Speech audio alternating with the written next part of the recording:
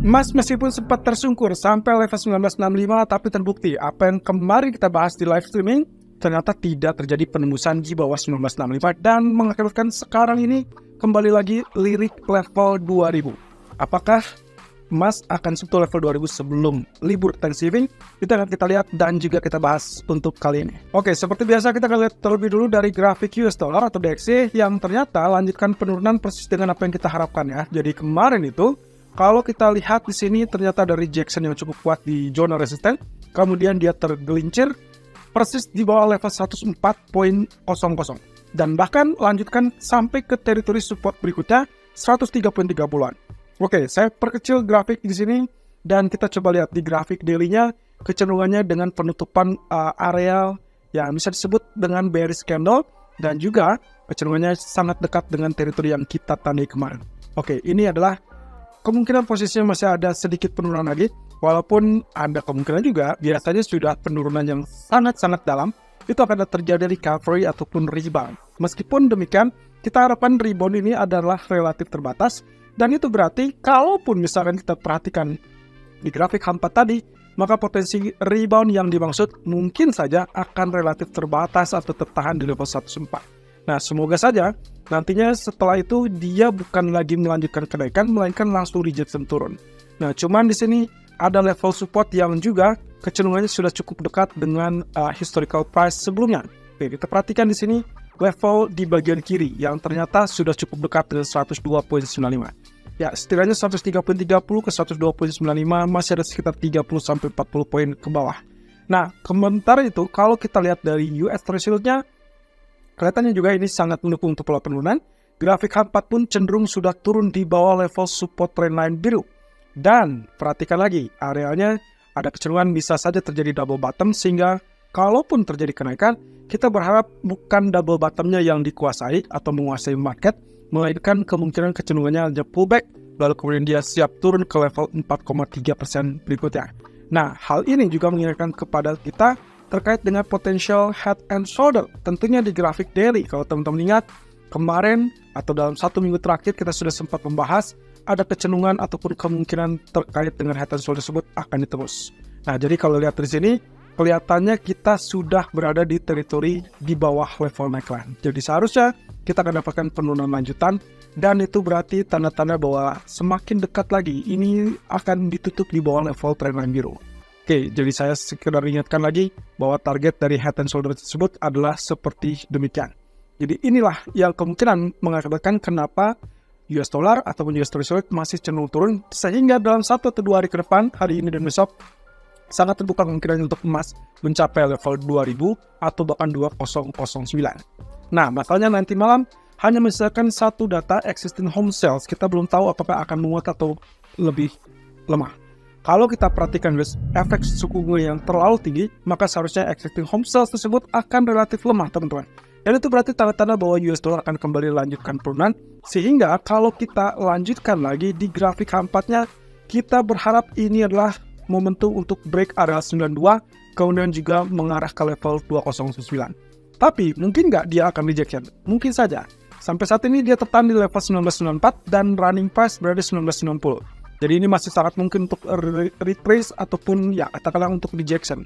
Cuman di sini kemungkinan yang kita harapkan adalah dia tetap bertahan di atas level 75, ya 1975. Yang paling parah atau yang paling kemungkinan menjadi indikasi dia akan penurunan adalah level low kemarin 1965. Dan selama itu tidak terjadi, maka kita masih bisa berpikir bahwa inilah dalam fase koreksi yang terbatas dan juga diharapkan akan lanjutkan kenaikan tersebut. Jadi zona buy 1975 sampai 78 saya rasa masih cukup wajar, kecuali kalau misalkan Anda melihat dia betul-betul tembus 9496, Anda boleh follow buy dengan target potensial ada 2009. Nah, hal ini juga mengingatkan pula kepada kita terkait dengan proyeksi target sebelumnya yang kita sebut sebagai bullish yang sangat kuat. Jadi ini adalah uptrendnya, kemudian ingat bahwa yang kemarin terjadi adalah downtrend atau correctionnya, maka yang sekarang kita nantikan adalah lanjutan dari kenaikan ini, sehingga ini secara pertahan ataupun perlahan dan bertahap kemungkinan dia akan break area 209. Masalahnya adalah apakah hari ini ataupun besok, tidak jadi soal. Yang terpenting adalah euforia market pada saat ini dia masih berpikir bahwa Fed tidak akan menaikkan suku bunga. Nah, grafik satu kemungkinan juga menunjukkan area yang sama. Nah, di sini kita akan coba menggunakan area yang lebih spesifik. Kalau Anda lihat di sini, Fibonacci retracement saya tarik dari level 1956 dan puncaknya adalah 1993. Kalau dilihat dari sini, kecenderungan untuk rejection sebagai double top mungkin saja terjadi. Tapi ingat bahwa di sini dia sudah sempat tembus, sehingga ini adalah lanjutan kenaikan. Kalau misalkan kita anggap ini adalah flagnya, maka ini adalah bullish, ini adalah flagnya, maka targetnya harusnya setinggi bagian bullishnya. Sehingga itu kemungkinan akan terjadi kenaikan di atas 1993. Saya perkirakan mungkin 2003 ataupun 2006. Nah, sementara itu, kalau misalkan saya menggunakan Fibonacci retracement yang terbaru, Anda boleh menggunakan aturan seperti demikian. Jadi saya tarik level bottom yang terakhir adalah 1995 tadi malam, sampai ke level puncak yang baru saja terjadi 1994. Ini gunanya untuk mengukur seberapa dalam potensi koreksi yang bisa terjadi kalau memang itu terjadi koreksi. Nah, di sini saya mengharapkan level koreksi tersebut akan bertahan atau tertahan maksimum 1979, itu berarti 50%, tapi akan menjadi warning kalau sampai dia turun di bawah level 1972 atau bahkan 1965. Jadi selama tidak terjadi penurunan di bawah 1965, maka kemungkinan kecenderungannya dia adalah dalam fase koreksi saja yang cukup normal sehingga Anda masih tetap bisa lakukan buy. Opsinya adalah, pertama, Anda bisa lakukan opsi buy persis dengan tadi pagi 1975 sampai 1980 atau yang terdekat adalah 19 correction di 83, 84. Tapi ingat itu adalah level support psikologis. Dan kalau misalkan opsi terakhirnya adalah saat dia tembus di atas 1994. Oke, itulah opsi yang sangat bagus. Anda bisa switch strategi menjadi sell kalau dia tembus 1965. Selama dia tidak tembus, maka Anda tidak perlu untuk men-switch strateginya, justru pertahankan area buy. Tapi ingat, stop loss tetap harus dipasang. Dan inilah level 1984-1987 yang menjadi fokus utama kita. Saya berharap bahwa posisi kali ini dia bisa untuk tutup di atas 1987 sehingga besar kemungkinan untuk peluang kenaikan lanjutan, dan itu berarti welcome new trend ataupun new bullish trend yang lebih kuat dan diharapkan terjadi dalam 1 atau 2 hari ke depan. Sementara untuk crude oil, ya sayangnya memang dia sudah tembus di atas trend line, teman-teman. Posisi inilah yang membuat kemungkinan posisi ke level 79 ataupun 80 sangat terbuka. Tapi ingat, di sini ada level resisten. Jadi saya khawatirkan kalau ternyata sudah mendekati level 80 ada kemungkinan rejection turun. Jadi sebaiknya Anda segera exit dari posisi buy.